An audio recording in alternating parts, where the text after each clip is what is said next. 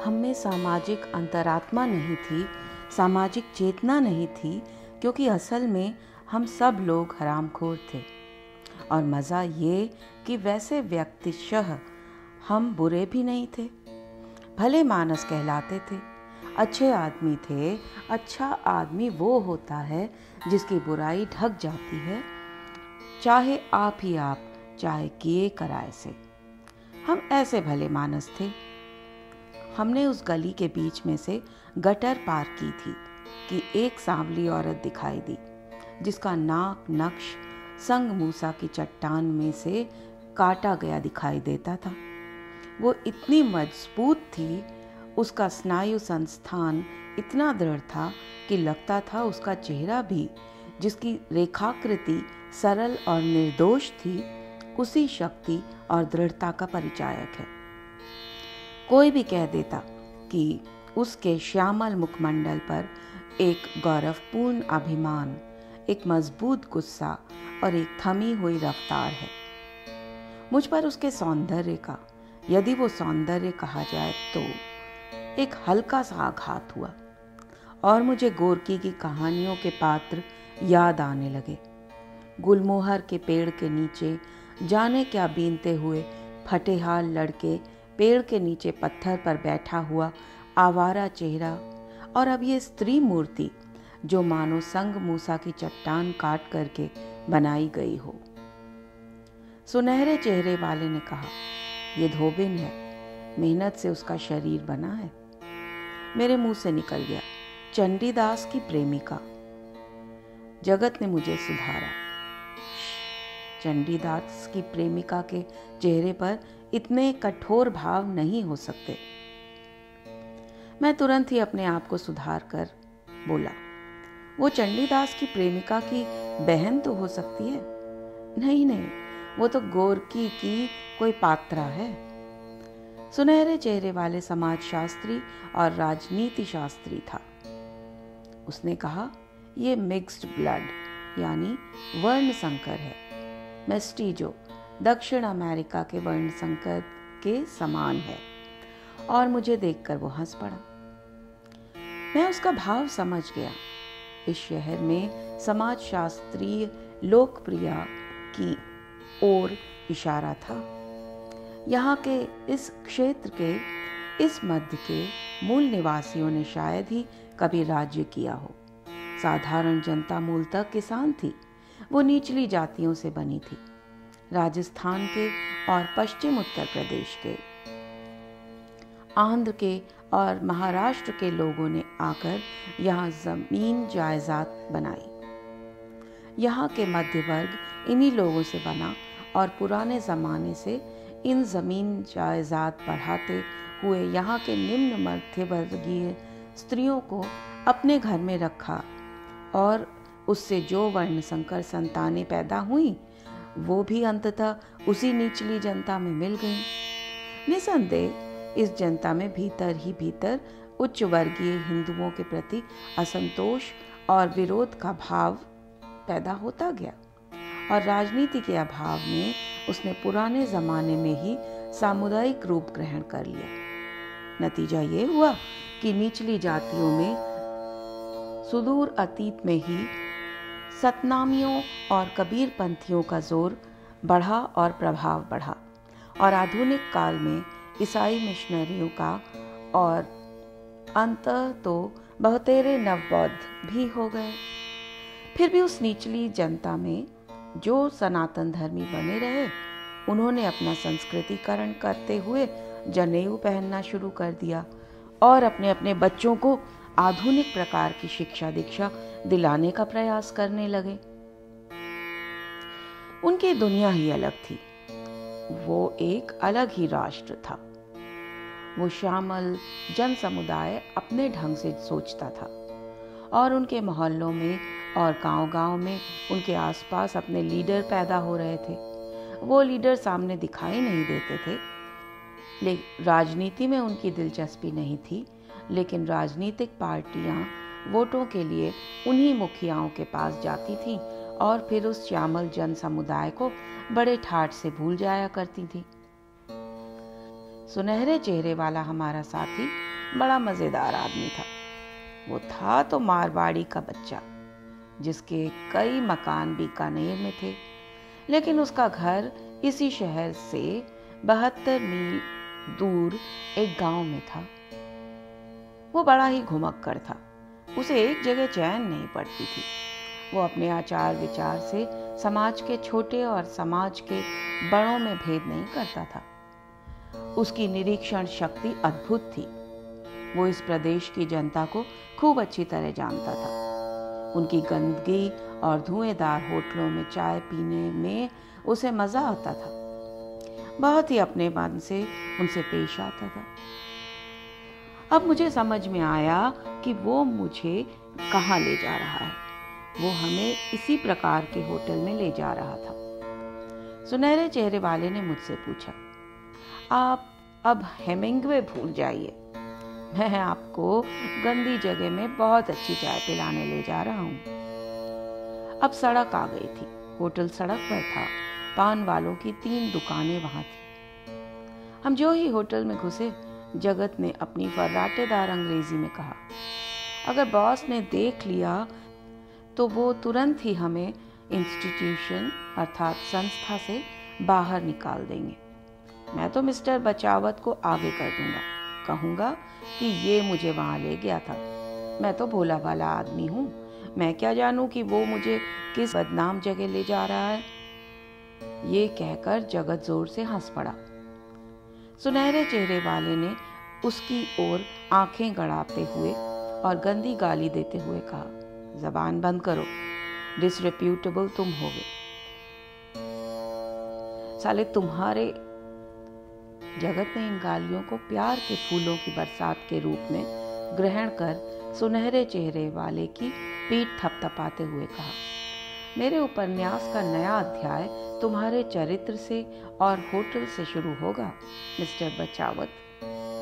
Mister बचावत एक अजीब शख्सियत रखता था। बॉस ने सबसे ज्यादा एहसान उसी पर किए थे और आज इस गंदी होटल की अच्छी चाय पीते हुए वो बॉस की कठोर निंदा कर रहा था। मुझे ये कुछ अच्छा नहीं लगा।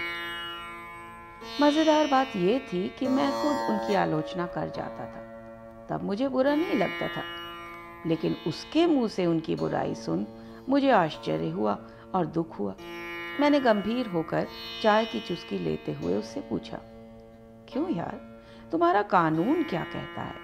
जो व्यक्ति तुम्हारी सहायता करता है उसकी आलोचना की जाए या नहीं? मिस्टर बचावत को मेरे वाक्य की नोक पकड़ गई। उन्होंने भजिए का कौर मुंह में डालते हुए कहा, देखो भाई, अपनी भूमिका साफ है। अपना बाप भी अच्छाई के साथ बहुत सी बुराइयों का मालिक है। हम बाप की बुराइयों की यानी बाप की आलोचना अवश्य करेंगे, आखिर क्यों ना करें। लेकिन इसका मतलब ये नहीं कि बाप से प्यार नहीं करते, उसके लिए दौड़ जाएंगे, लेकिन उसकी बहुत सी बातों को देखकर आग बबूला भी हो जाएंगे, भले ही शाइस्तगी के नाते हम उनसे कुछ न कहें। मैं मुस्कुराकर उठा। मिस्टर बचावत के पिता, जो एक दुकान पर मुनीम थे, लड़के के हाथ में तराजू पकड़वाना चाहते थे। उन्होंने अपने बेटे को तिजारत के सब गुर बता दिए थे, लेकिन लड़के ने बगावत कर दी। अपने पैरों पर खड़े होकर राजनीति शास्त्र में एमए किया और लोअर डिवीजन क्लर्क हो गया, और इस समय वो यहाँ हमारा साथी अध्यापक है। उसकी बात समझ में आने लायक थी, लेकिन उत्सुकतावश मैंने पूछा, मान लीजिए कि बॉस को पता चल जाए कि तुम उस गली में बैठे बैठे उन्हें गाली दे रहे थे। उसने मुझसे कहा, कोई मेरा दुश्मन ही वैसा करेगा। मैंने कहा, लेकिन तुम उस व्यक्ति की आलोचना करना बुरा नहीं समझते जिसने तुम पर बहुत उपकार किए हैं? उसने साफ साफ कहा, बिल्कुल बुरा नहीं समझता। अगर तुम ही बताओ मिस्टर जगत, किसी दूसरे में जो बुराइयां हमें महसूस होती हैं और कांटे सी खटकती हैं, उसकी आलोचना क्यों न की जाए?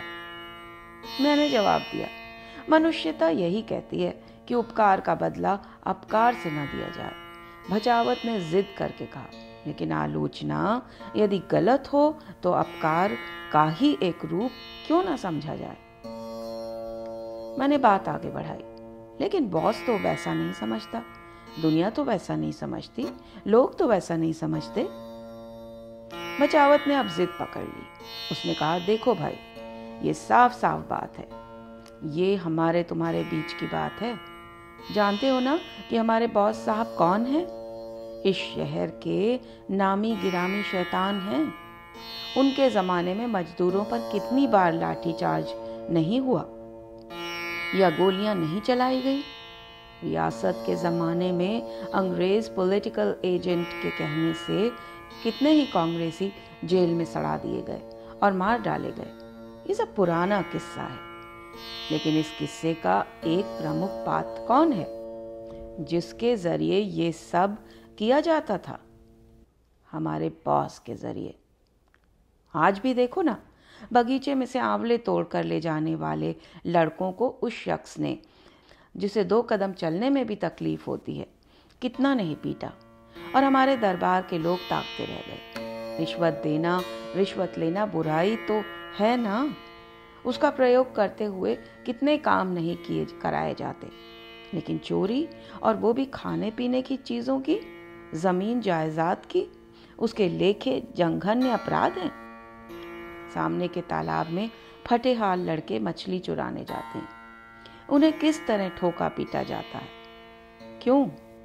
इसलिए कि वो फटे हाल हैं, एकदम गरीब हैं, और उनके लेखे जो फटे हाल हैं, उनके लड़के चोर और आवारा हो ही जाते हैं। ये एक मनोवैज्ञानिक ग्रंथि है, उसे उसके दिमाग का ऑपरेशन करके भी नहीं निकाला जा सकता। ये देखो ना, मैं चाय पीने यहाँ कभी कभी आता हूँ। मैं यहाँ इसलिए आता हूँ कि मुझे यहाँ की चाय पसंद है, लेकिन यहाँ इस गंदे होटल में सब लोग आ जा रहे हैं। वो उसके लेखे कमीन हैं, और कमीन लोग गुंडे होते हैं। ये सब उनकी मान्यताएं हैं। इसलिए उसने अवंती लाल का मेरे साथ यहाँ आना बंद करवा दिया, और अब वो तुम्हारे भी पीछे पड़ा है। उसके विद्या केंद्र का एक व्यक्ति यहाँ आकर चाय पिए। राम राम, ये तो उस विद्या केंद्र की बदनामी है। लेकिन जानते हो मैंने इस होटल का क्या नाम रखा है? कैफे द मजदूर। क्या बुरा नाम है ये? मैं मारवाड़ी का बच्चा हूँ, और इन्हीं लोगों से ब्याज बट्टा करके, उनकी ज़मीन कुर्क करा के हमने अपने घर भरे हैं। मैं साफ कहता हूँ कि इस बुरे काम में हमारा भी साथ है। हम शैतान के बच्चे हैं, और अब इस समय मैं शैतान का नौकर हूँ। शैतान इसलिए दूसरे पर मेहरबानी करता है कि वो भी शैतानी के ढांचे में फिट हो। मैं उस ढांचे में फिट होने से इनकार कर देता हूँ। मैंने उसके लंबे व्याख्यान पर एक गहरी सांस लेते हुए कहा, लेकिन जब बॉस के सामने हो जाते हो तब तो तुम अपने को तुच्छ समझते हो, उसे महान मानकर काम करते हो। मिस्टर बचावत ने निर्लज्ज होकर जवाब दिया, बिला शक मुझे वैसा करना ही चाहिए। मैं अवाक हो उठा। भाई कैसे, क्यों, किस तरह? वो क्षण भर चुप रहा। फिर उसने कहा जाता है कि हम में व्यक्ति स्वातंत्र्य है, लेकिन ये मान्यता झूठ है। हमें खरीदने और बेचने की, खरीदे जाने की और बेचे जाने की आजादी है। हमने अपना व्यक्ति स्वातंत्र्य बेच दिया है। जगत झल्ला गया। उसने कहा, मैं इस बात से इनकार करता हूं कि हमने अपनी स्वतंत्रता बेच दी है। बचावत एक अजीब सी हंसी हंसा, जिसे देखकर मुझे किसी अघोरपंथी साधु की याद आ गई। उसने कहा, तुम क्या समझते हो और क्या नहीं समझते, इसका सवाल नहीं है। सवाल ये है कि क्या उस मजलिस में अपने दिमाग में उठने वाले या पहले से उठे हुए ख्यालों को ज्यों का त्यों जाहिर करने की आजादी है? ये कहकर बचावत जगत की तरफ आंख गड़ाकर देखने लगा, तो मैंने इस बात का जवाब दिया, आखिर किसी ने आपको अपने मन की बात कहने से रोका तो नहीं है। बचावत ने चाय पीने की समाप्ति का कार्यक्रम पान खाने से शुरू किया। पान खाते खाते वो कहने लगा, तो तुम क्या सोचते हो कि अपने मन की बात साफ साफ कहने से आपकी नौकरी टिक जाएगी? अजी 2 दिन में लात मार कर निकाल दिए जाएंगे। जनाब, ये मेरी 14वीं नौकरी है, ज्यादा खतरा अब मैं नहीं उठा सकता। सच कहता हूँ, इसलिए बदमाश कहा जाता हूँ, क्योंकि मैं अब तक व्यक्ति, स्थिति और परिस्थिति को न देखकर बात करता था। मैं बदमाश था। अब मैं सोच समझकर, अपने को भीतर छुपाकर, मौका देख करके बात करता हूँ, इसलिए लोग मुझे अच्छा समझते हैं। सवाल लिखित कानून का नहीं है। लिखित नियम तो ये है कि व्यक्ति स्वतंत्र है, किंतु वास्तविक ये है कि व्यक्ति को खरीदने और बेचने की, खरीदे जाने और बेचे जाने की, दूसरों की स्वतंत्रता को खरीदने की या अपनी स्वतंत्रता को बेचने की आज़ादी है। लिखित नियम और चीज़ है, वास्तविकता दूसरी बात है। खाने के दांत एक होते हैं, दिखाने के दांत दूसरे। पूरे यथार्थ को मिलाकर देखिए। मैं तो मारवाड़ी का बच्चा हूँ, आप कवि लोग हैं। सच्ची आज़ादी उन्हें है जिनके पास पैसा है। वो पैसों के बल पर दूसरों की स्वतंत्रता खरीद सकते हैं। मैं खुद खरीदता था। मिस्टर बचावत के वक्तव्य से हमारा समाधान नहीं हुआ। अगर मैं वही बात कहता तो दूसरे ढंग से कहता। ढंग बहुत ही महत्वपूर्ण होता है। सच है कि हम श्रम बेचकर पैसा कमाते हैं, लेकिन श्रम के साथ ही साथ हम न केवल श्रम के घंटों में, वरन उसके बाद भी अपने संघर्ष, स्वातंत्र्य, विचार स्वातंत्र्य और लिखित अभिव्यक्ति स्वातंत्र्य को भी बेच देते हैं। और यदि हम अपने इस स्वातंत्र्य का प्रयोग करते कराते हैं तो पेट पर लात मार दी जाती है। ये यथार्थ है। इस यथार्थ के नियमों को ध्यान में रखकर ही पेट पाला जा सकता है, अपना और बाल बच्चों का। तो क्या बचावत सचमुच ठीक कहता है? क्या मेरी अपनी उन्नति के लिए, समाज में मेरी बढ़ती के लिए मुझे भी उसी की तरह पूंछ हिलानी पड़ेगी? वास्तविकता ये है कि अलग अलग लोग अलग अलग ढंग से पूंछ हिलाते हैं। मेरा भी पूंछ हिलाने का अपना तरीका है। मैं पहले अपने पैसे मालिक की गोद में रख देता हूँ और फिर दांत निकालकर मालिक के मुंह की तरफ देखते हुए पूंछ हिलाऊंगा। दूसरे कुत्ते दरवाजे में खड़े होकर पूंछ हिलाते हैं। कुछ कुत्ते पास आने की लगन बताते हुए बीच बीच में भौंकते हैं, गुर्राते हैं और पूंछ हिलाते रहते हैं। मतलब ये कि स्थिति भेद और स्वभाव भेद के अनुसार पूंछ हिलाने की अलग अलग शैलियां हैं। तो मैं ये नहीं कह सकता कि मैं पूंछ नहीं हिलाता, लेकिन ये जरूर है कि अपने मालिक के प्रति समर्पित नहीं होता। जिस प्रकार राव साहब हैं, ना अपने को उनके सामने तुच्छ देखता हूँ। तो होना ये चाहिए कि साफ साफ कहूँ, लेकिन सवाल ये है कि झगड़ा कौन मोल ले ले। हमें क्या मतलब, हमसे क्या काम है। लेकिन बचावत बदमाश है। वो ये धोखा खड़ा करना चाहता है कि वो उनका है, लेकिन मैं ऐसा नहीं कर सकता। और फिर भी बचावत ने जो बातें कही उनमें बहुत कुछ सार दिखाई दिया। हम जो ही पान खाकर रास्ते पर चलने लगे, मैंने बचावत से कहा, मिस्टर, हम जरा घूमते हुए आएंगे, तुम इधर से निकल जाओ। उसने जवाब दिया, क्यों, इंटरनेशनल बात करनी है?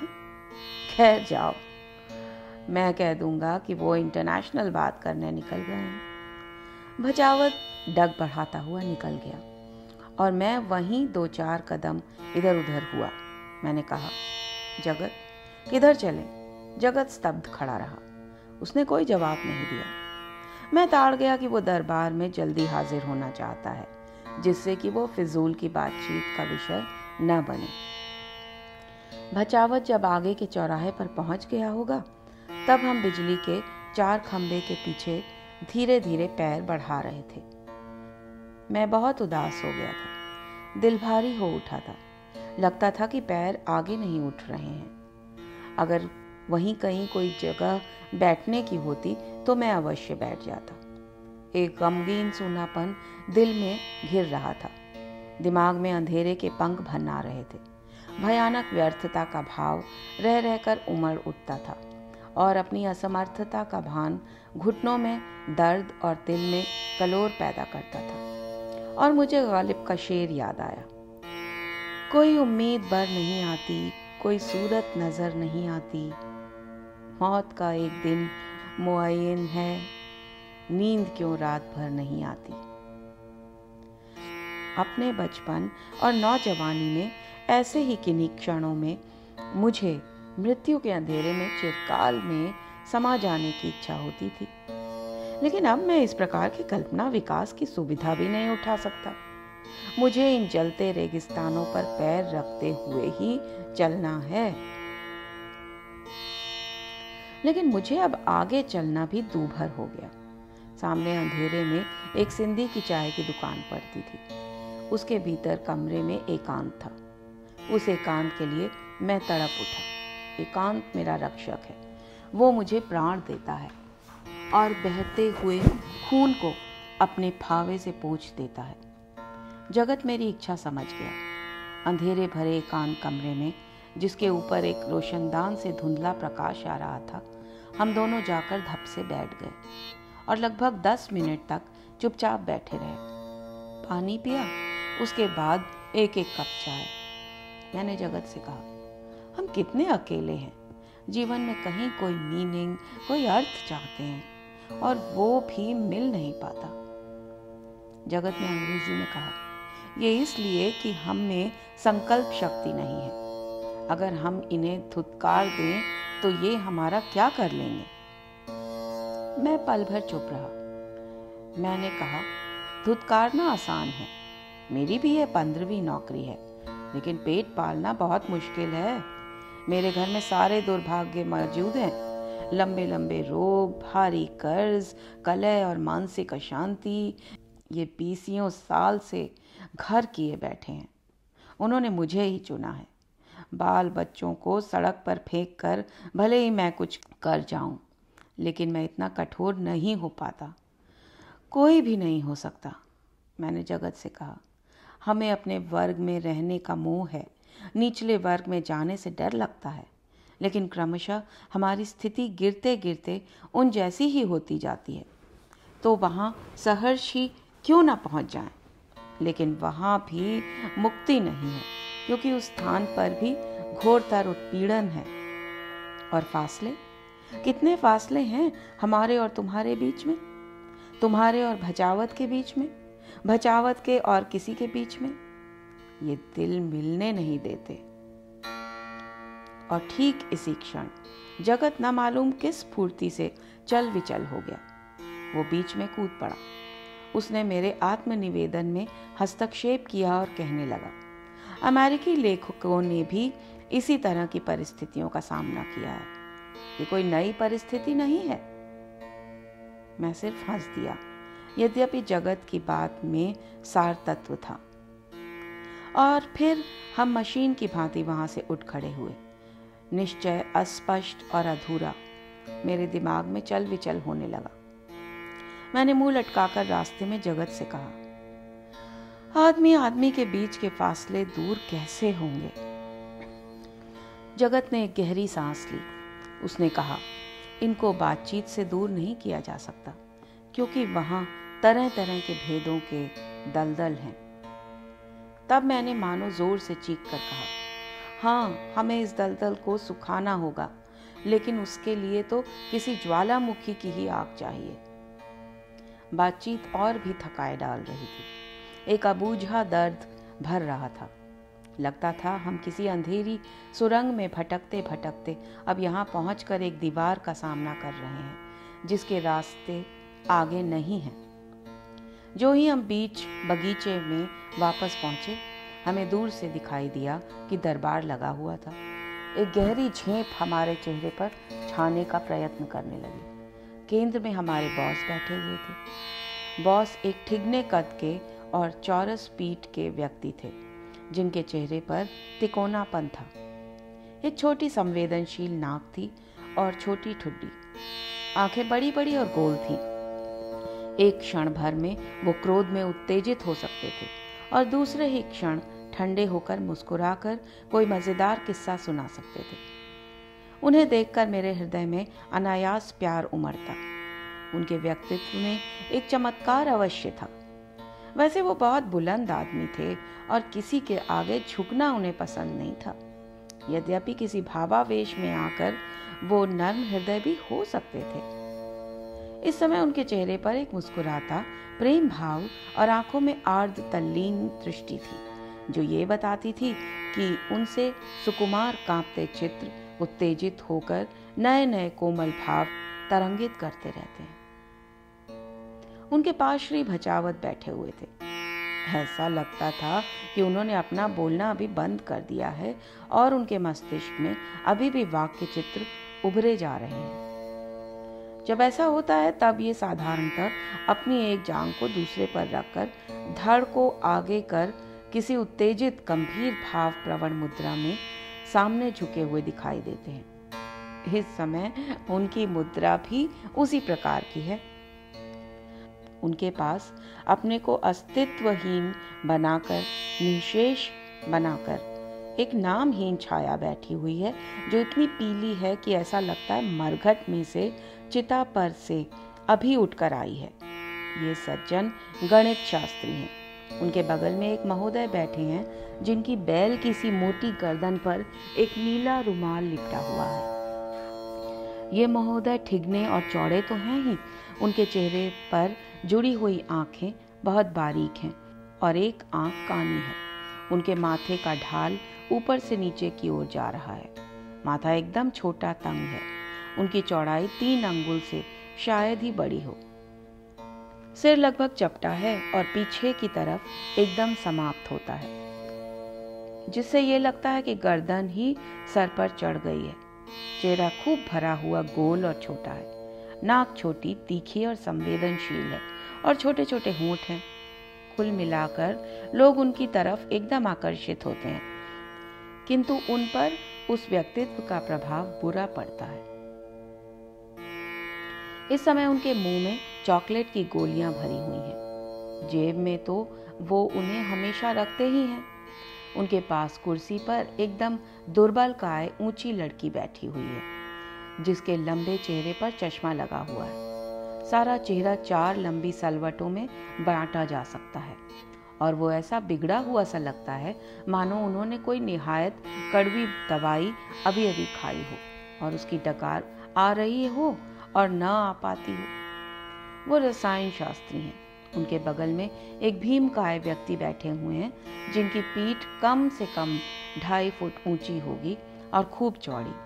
वो जब हंसते हैं तो ऐसा लगता है कि प्रतिध्वनि की लहरों से कहीं दरख्त टूट ही न जाए।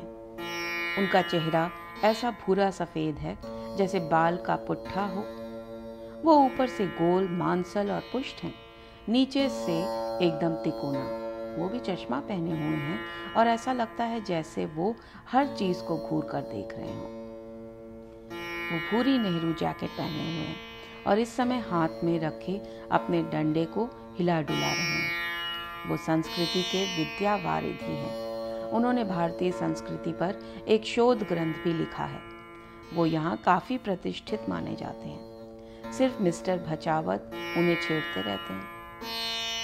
उनके बगल में कुर्सी पर 2 दुबले पतले सज्जन सिमटे सिमटे बैठे हैं, मानो उन्हें यह नजारा भयभीत कर रहा हो। दोनों सूट बूट से लैस हैं और लगता है कि उनमें से हर एक का सूट कम से कम 250 रुपयों का तो होगा ही। उनमें से एक की नेकटाई लाल और दूसरे की नीली है और सिर्फ इस डर में है कि कहीं उनके संबंध में चर्चा न छिड़ जाए।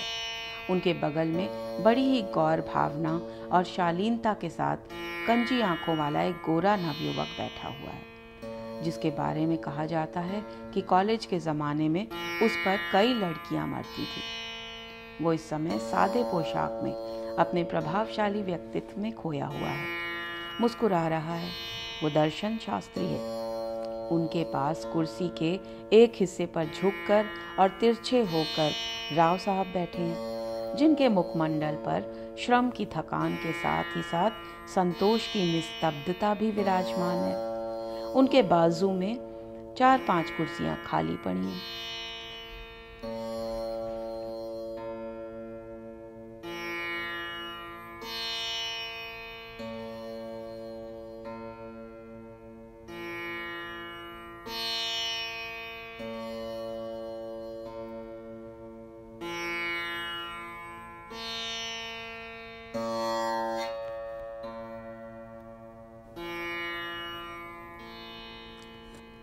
इस पर मंडली पर मौलसिरी के ऊंचे पूरे भरे भरे वृक्षों का सघन छाया प्रकाश गिर रहा है।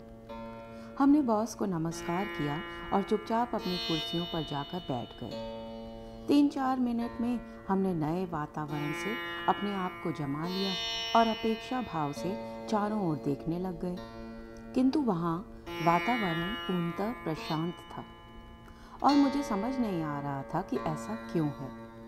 इतने में राव साहब के पास बैठे हुए चमकदार दर्शन शास्त्र ने कहा, साहब, पैरासाइकोलॉजी में यही पढ़ाया जाता है। मैं समझ चुका था कि बात पहले हो चुकी है, इसलिए चुप रहा कि संस्कृत के विद्या वारिधि महोदय अपनी गड़गड़ाती आवाज में पैरासाइकोलॉजी का एक पुराना उदाहरण बताने लगे जो उन्हें किसी जगह पढ़ने को मिला था। असल में वो पिशाच बोध का उदाहरण था। लोगों ने उनकी कहानी का अच्छा खासा रस लिया, साथ ही उनके व्यक्तित्व का भी। पता नहीं कैसे उनकी कहानी के सिलसिले में ही अपराधों की चर्चा चल पड़ी जो ब्लिट्स नामक पत्र में निकला करती थी। अपराधों पर से होती हुई वो धारा महाराज तुकोजी राव होलकर तक गई और वहां से बहती हुई वैश्याओं तक आई।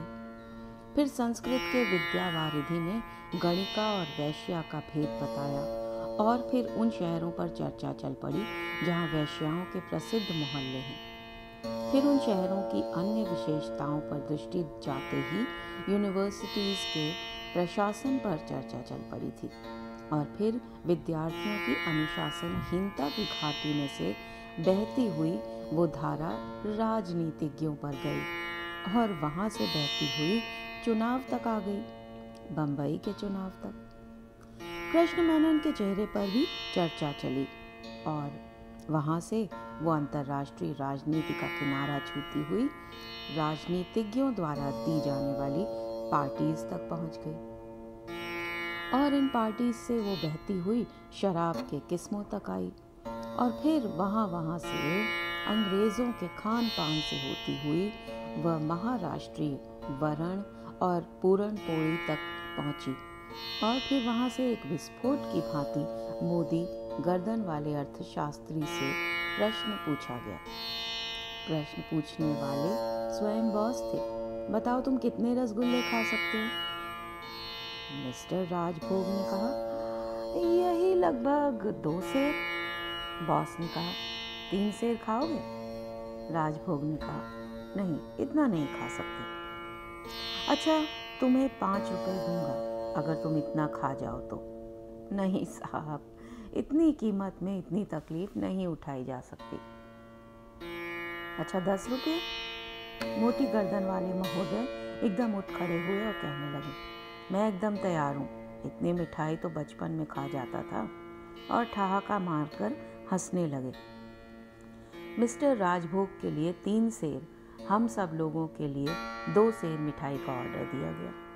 यद्यपि लोग उकताए हुए थे क्योंकि इसी तरह की बातें जरा से उलट फेर के साथ रोज चलती थी, पर मिठाई की प्रतीक्षा में बैठे रहे और उठ पड़ने के जबरदस्त मुंह को दबा गए कि इतने में दूर से एक चमकदार आदमी और उसके साथ 2-3 आदमी और जाते हुए दिखाई दिए। वो अभी बोगनविला से लदे फाटक के पास ही थे। चमकदार आदमी काला महीन ऊनी पैंट और सफ़ेद बुशकोट पहना हुआ ऊंचा गोरा चिट्टा व्यक्ति था। उसका लंबा चेहरा, जिस पर कुलीन अभिजात्य की आभा फैली हुई थी, जो उसकी आत्मविश्वासपूर्ण चाल ढाल, मजाक भरी मुस्कुराहट और उंगलियों में फंसी सिगरेट की राख झिड़कने की तरकीबों से प्रकट हो रही थी। काली फ्रेम के चश्मे के ऊपर 2-4 रेखाओं वाले माथे के नीचे घनी घनी भौहें थीं और कान के ऊपर 2-4 लंबे बाल ऊंचे बैठे थे। वो इस तरह चल रहा था जैसे यहाँ का सारा इलाका उसी का है। वो लंबी आसान डगे भरता हुआ चलता आ रहा था। उसके पीछे एक छोटे कद का गोरे रंग का 50 साला आदमी चल रहा था, जिसके आगे के दांत टूटे हुए थे। उसका छोटा लंबा चेहरा पान की पीक से भरा था। वो खद्दर की पोशाक से लैस यहाँ का कांग्रेसी लगता था। उसकी चाल ढाल ऐसी थी कि लोगों को ये भय था कि कहीं फिर से यहाँ का चुनाव न हो। उसके पीछे एक लंबा काला पहाड़ी कद का आदमी चल रहा था, जिसका हर अंग सुडौल, मजबूत और भरा पूरा था। उसके चेहरे पर चिकन पत्थर की कठोर निस्तब्धता थी। साथ ही उसका मुखमंडल चमचमा रहा था। यद्यपि वो मुंह पर तेल नहीं लगाता था, लेकिन चेहरा तैलिया दिखता था। वो पैंट और बुशकोट पहने हुए था। उसकी पोशाक गंदी थी। वो ईसाई मोटर ड्राइवर था। नए आगंतुकों को देखकर हम में से कुछ लोग बेचैन होने लगे। कुछ अपनी सीट छोड़कर बेचैन होना चाहते थे। मोटी गर्दन ने इधर उधर ताकना शुरू किया। मैं सबसे पहले उठकर मीटिंग भंग करने की चहलकदमी करते हुए पेड़ की छाया में चहलकदमी करने लगा। धीरे धीरे इधर उधर देखकर किसी न किसी गुंताड़े या बहाने से लोगों ने उठना शुरू किया। मेरे पास जगत भचावत और राव साहब आकर खड़े हो गए। राव साहब ने चांदी की डिबिया खोल दी। पान की लूट मच गई। हर आदमी ने 2-2 गिलारियां मुंह में जमाई, यहाँ तक कि जगत ने भी। डिब्बा खाली होते देख हम सब प्रसन्न होकर हंसने लगे। मुझे राव साहब का लाड़ आ गया। मैंने उन्हें एकाएक छाती से चिपका लिया और उनके सामने उनका दिया 1 रुपया वापस करते हुए कहा, भचावत ने चाय पिला दी थी, मेरे पास भी चिल्लर थी, ये लीजिए आपका 1 रुपया वापस। रखो ना भाई, रखो ना, अभी तो बहुत ज़रूरत पड़ेगी। मिस्टर भचावत ने उद्दंडता पूर्वक उसे छीनना चाहा और कहा, समझते नहीं हो, अभी तो भोजन भी नहीं हुआ है, उस समय 12:30 बजे हैं। महफिल चलेगी रात के कम से कम 10 बजे तक। रुपया तो अपने को लगेगा घूमने घामने के लिए। राव साहब पान चबाते हुए प्रेम पूर्वक भचावत के चिबिल्लेपन को देख रहे थे। उसकी नोक उन्हें कई बार गड़ चुकी थी, लेकिन वो अब उसका आनंद भी लेते थे। असल चीज ये है मिस्टर भचावत लोगों के ऐब देखने में बहुत होशियार है। अगर सिर्फ ऐबों को देखते तब भी कोई बात नहीं थी। वो उन कमजोरियों को अपनी क्रीड़ा व्यवहार का विषय बनाते हैं। ये बड़ी खतरनाक बात है। ऐसे लोग दुश्मन पैदा कर लेते हैं, और अगर यहाँ उनके शत्रु नहीं हुए तो इसका कारण यही था कि यहाँ के लोग अत्यंत सदाशय थे और किसी की 4 बातें सह लेना जानते थे। भचावत ने बताया, ये जो बॉस के पास बैठे हुए सुनहरे और ऊंचे पूरे व्यक्ति हैं, जो बुशकोट पहने हुए हैं और बड़ी अदाओ अंदाज के साथ सिगरेट पी रहे हैं, वो यहाँ के एक रईस हैं। अपने शहर के पास के जमींदार, विधवा स्त्री है वह, के दीवान के वो लड़के हैं। उनकी अपनी कोई कमाई नहीं, उनकी अपनी कोई मेहनत नहीं है। उन्होंने सिर्फ विधवा जमींदारिन के साथ मेहनत की है। हम सब लोग हंसते हैं। उसी का शुभ परिणाम वो भोग रहे हैं। शहर में पूछ लीजिए, उनके अपने घर वालों से पूछ लीजिए, वो सब यही कहेंगे। क्यों राव साहब? राव साहब को काटो तो खून नहीं। वो स्तब्ध हो उठे और कुछ नहीं बोले। भचावत आगे कहता गया, यहाँ के रईसों को बिगाड़ने और धूल में मिला देने का कार्यक्रम उन्होंने सफल करके दिखाया। कई रईस उनकी सोहबत में प्रसिद्ध शराबी और रंडीबाज होकर चौपट हो गए। अब तो अपने बॉस के साथ बिजनेस करना चाह रहे हैं। हर तीसरे साल अपनी कार बदलते हैं और हर दूसरे साल अपनी प्रेमिका। राव साहब ने खखारने की, गला साफ करने की चेष्टा की। नाक में से स्वर का एक विस्फोट किया और कहा, अपने बॉस उनके चक्कर में नहीं आ सकते। भचावत ने कहा, लेकिन बिजनेस तो कर ही रहे हैं। राव साहब बोले, वो बॉस के सामने टिक नहीं सकते, बिजनेस है। मुझे इस बातचीत से वितृष्णा हो उठी। मुझे बिजनेस नहीं दिखता था, वरन सब मानव समुदाय दिखते थे जो विशेष विशेष स्वार्थों और हितों की दिशा में कार्यशील थे। मुझे मानव समुदायों के खास व्यक्ति और उनके व्यक्तित्व, उनके परस्पर संबंध और उनकी जीवन प्रणाली दिखती थी। मेरे मन में उत्पन्न वितृष्णाजनक जीवन चित्रों से मुक्ति पाने के लिए मैं वहां से हट गया और दूर फव्वारे की तरफ देखने लगा, जिसके कुंड में सिर्फ गीली मिट्टी और सड़ा हुआ पानी था, जिसके भीतर कई सीढ़ियों पर हाँफते हुए मेढक अपनी भद्दी खुली खुली चमकीली बटन नुमा आंखों से दुनिया को देखते थे। मैंने कई बार कहा था कि इस फव्वारे को भी चालू करा दिया जाए और उसकी टूटी सुधार दी जाए और कुंड साफ करा दिया जाए, लेकिन किसी ने मेरी बात नहीं सुनी। फव्वारे के कुंड से हटकर खुशनुमा मेहराब पर चढ़ी गुलाब की बेल के नीचे से गुजरता हुआ मैं बुढ़े यूकलिप्टस के उस पेड़ की ओर जाने लगा, जिसका तना सिर्फ तना आम के दरख्तों के ऊपर निकल आया था और जिसकी शाखाएं आकाशोन्मुख होती हुई फैल गई थी। वही हरी चंपा, मदन मस्त के छोटे पेड़, जिनकी घनी टहनियां प्रसन्न और शांत दिखाई दे रही थी। इस आशा से कि मैं उसका एकाध फूल तोड़ सकूंगा, वहां पहुंचता ही था कि उस पेड़ के पीछे से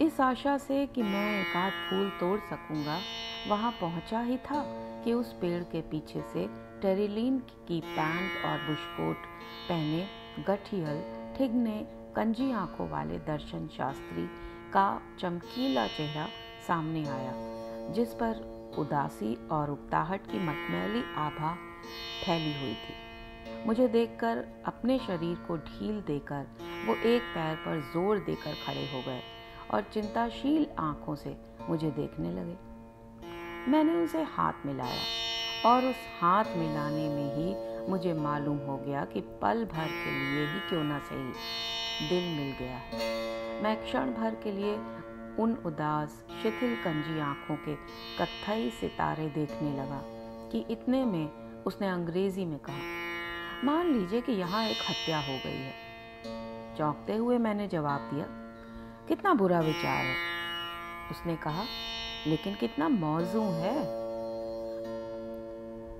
हम तो साहब ख्यालों की मौजूनियत देखते हैं। मैं मुस्कुरा उठा। किसी की हत्या हो या ना हो, हमारी तो हो ही रही है, ये साफ था। और मुझे देवकीनंदन खत्री के उस तिलिस्म की याद आई, जिसमें से बाहर निकलना असंभव था, लेकिन जिसके भीतर के प्रांगणों में बगीचे भी थे, तहखाने भी थे और जिसमें कई नवयुवतियाँ और किशोरियाँ गिरफ्तार रहती थी। वो घूम फिर सकती थी, तिलिस्मी पेड़ों के फल खा सकती थी, लेकिन अपनी हद के बाहर नहीं निकल सकती थी। ये हदें वो दीवारें थीं जो पहले से बनी हुई थीं और जिनको तोड़ पाना लगभग असंभव था, अथवा जिन्हें तोड़ने के लिए अपरिसीम साहस, कष्ट सहन करने की अपार शक्ति और धैर्य तथा वीरता के अतिरिक्त विशेष कार्य कौशल और गहरे चातुर्य की जरूरत थी। मेरी आंखों में उस गहरे अंधेरे तिलिस्म के तहखानों और कोठरियों के बाहर के मैदानों में घूमती हुई लाल, पीली और नीली साड़ियाँ अभी भी दिख रही थीं। उनके मुरझाए गोरे कपोल और ढीली बंधी बेड़ियों की लहराती लटें अब भी दिख रही थीं, और मन ही मन कल्पना कर रहा हूँ कि क्या यहाँ फंसे हुए बहुत से लोगों की आत्माएं इसी प्रकार की तो नहीं हो गई हैं। लेकिन प्रश्न तो ये है कि इस तिलिस्म को कैसे तोड़ा जाए।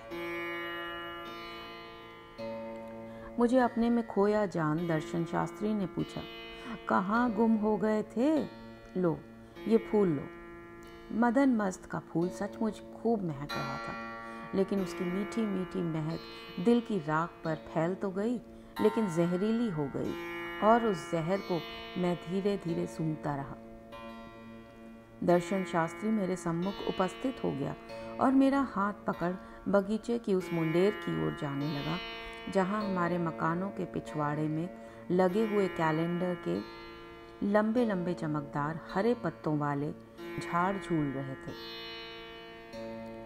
उसने मुझे अपने विश्वास में लेते हुए कहा, सुनो, मैं जल्दी ही यहाँ से चला जाऊँगा। सचमुच? हाँ। मैं एकदम चुप हो गया। अपने अकेलेपन का दुख मुझे गड़ उठा। मुझे अभी से उस स्थिति की याद आने लगी जब वो चला जाएगा और मैं निसंग रह जाऊंगा। यद्यपि मैं उसके साथ के बावजूद अकेला था। मैं दर्शन शास्त्री मिस्टर मिश्रा से बोला, तुम जवान हो, तुम्हें तो जिंदगी में जरूर साहस करना चाहिए और नई तलाश में जाना चाहिए, लेकिन मैं कहाँ जाऊंगा? मेरे 7 बच्चे हैं और माता पिता की भी जिम्मेदारी है। रोग, कर्ज और तरह तरह की उलझनें मुझ पर हैं। और मैं उस सांस लेकर चुप हो गया। दर्शन शास्त्री कुछ नहीं बोला। वो मेरे घर की हालत जानता था और मेरे सामने अब ये सवाल था कि कहीं अगले संघर्षों में टूट तो नहीं जाऊंगा, क्योंकि अब मेरा शरीर भी साथ नहीं देता था। तो क्या अब मैं यहीं बैठूंगा? और मेरे सामने यथार्थ के काले, भयानक, अंधेरे भरे चित्र आने लगे। मुझे वो आदमी याद आने लगा जो परदेश में सालों से बीमार रहा था, लेकिन अपने स्नेहियों से सिर्फ अपनी लाश उठवाने के लिए अंतिम क्षण में उनके स्पर्श के लिए तरसता हुआ वो देश आ गया और फिर उसी कट्टरवास के 2 दिन बाद ही उसकी मृत्यु हो गई। मैं आज से 10 साल पहले अपने दफ्तर जाते वक्त उस रास्ते से गुजरता जिस पर उस मिट्टी के अंधेरे कट्टर का दरवाज़ा खुलता था, और मेरी आंखें उस व्यक्ति की ओर आकर्षित हो चुकी थी, क्योंकि वो एकदम पीला पड़ गया था और पांव पसारे हाथ के बल चलता था। कहीं ऐसी दशा मेरी भी ना हो जाए। हाय! कि इतने में किसी पेड़ से एक पत्ता टूटकर मेरे शरीर